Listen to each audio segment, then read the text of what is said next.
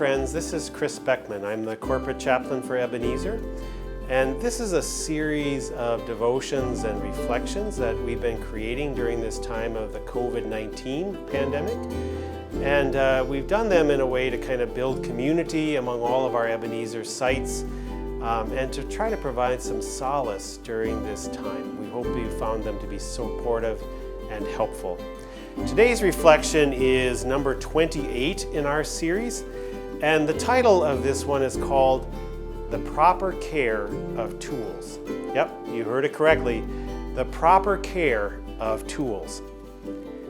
I'm a kind of Benedictine at heart, and for those of you who know your church religious orders, you probably know exactly what I'm talking about. The Benedictines are a group of religious order, mostly Catholic, but other traditions as well. They began in the 6th century with a guy named, of course, Benedict, who wrote a rule of Benedict. So he wrote an order for groups of men and later women to live by, monastics, monks. The monks up at St. John's Abbey in Collegeville, Minnesota, lovely, beautiful place, are Benedictines. And some of us sort of have the Benedictine mentality, even if we're not Benedictine monks. The famous phrase of the Benedictines is ora et labora, work and prayer. Ora et labora. I don't know about you, but I come from hearty Midwestern people. And when I hear the words prayer and work, they sound like music to my ears. And in fact, I can probably hear my grandfather and grandmother saying them without actually using the words. In fact, my grandpa would always say his response to every concern that I ever came up with, he would say, well, just keep putting your shoulder to the plow. Not the most comforting when you're a kid.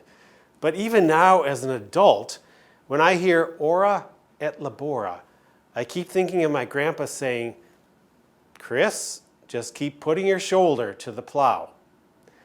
You'll be happy to know that it doesn't work with my teenagers in the same way that it didn't work with me, but work and prayer. It is this wonderful temperament, I think, that a lot of us share. And what I've come to kind of understand during this time of COVID is that my physical work is actually my closest form of prayer.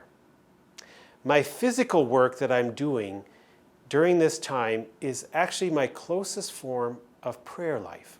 Let me explain a little bit. I've been given a gift of a big pile of wood during this COVID time, and it's this beautiful rough cut cedar I talked about earlier where I was making into benches. I'm not a woodworker, and I would starve as a carpenter. But I love the effort of working, and I love picking up the heavy wood, and I love the attempt in trying to make something creative out of that. But it is the work, not the project, that is actually my prayer life. When I go out into my garage and shed and pick up those heavy pieces of cedar lumber, in a way I am praying. I've become more intentional and more focused on this time of prayer life with the help of the Benedictines. One of their famous phrases that I saw recently translated by a monk, and I think he sort of added a couple of the rules of Benedict, but the plaque that he had up on his wall said, "Let the tools of the shed be treated as though they are vessels sacred on the altar." Let the vessels of the shed or the garage or the kitchen or the garden be treated as though they were the sacred vessels placed on the altar. It was the most profound thing for me. In a way, the monks were saying, or at least this is how I took it, my shovel, the spatula, the rake, the hoe, all of these tools that are being used to garden and to work in the kitchen and to cut wood should be treated as carefully and as kindly as though they are the cup that we are drinking the Holy Communion wine from, or the paten that the bread is placed on, or the linens that cover the altar, or the beeswax candles that sit in the candle holders on the altar. I actually have that saying now up in my garage, much to the chagrin of my spouse. May the tools of the shed be treated as though they are vessels on the altar. I do that whenever I pick up a shovel. And when I return it, I make sure the shovel is clean. And even the other day, my wife said, "Why don't you sharpen the shovel?" Putting the tools back in place in an orderly, clean, careful way. Same with my kitchen tools or gardening tools, or the books in my library. Making sure they're ordered and neat is a way for me as a person of faith to actually pray. It's that intentionality, that care, that sense of being able to pray at all times. Remember the biblical mandate to pray without ceasing? Well, that would probably mean that we would be praying when we're gardening, and praying when we're working on the motorcycle, and praying when we're baking bread, and praying, yes, when we're cutting wood.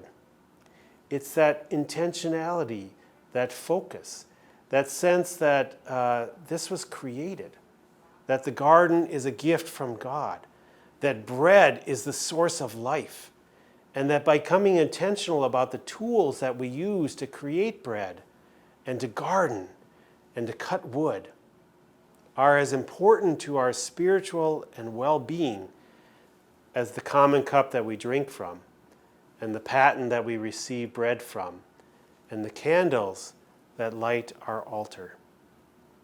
Now, I don't know if you're ever going to be sharpening your shovel or carving up your hoe so that it's all ready for the next time you use it.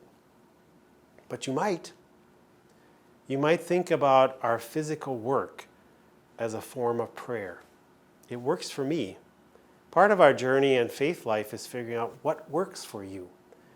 I have a Benedictine temperament, one that finds a lot of work and a lot of prayer to be really helpful ways for me to deal with this time. When I come home from work, from having talked all day, I need to be doing physical work.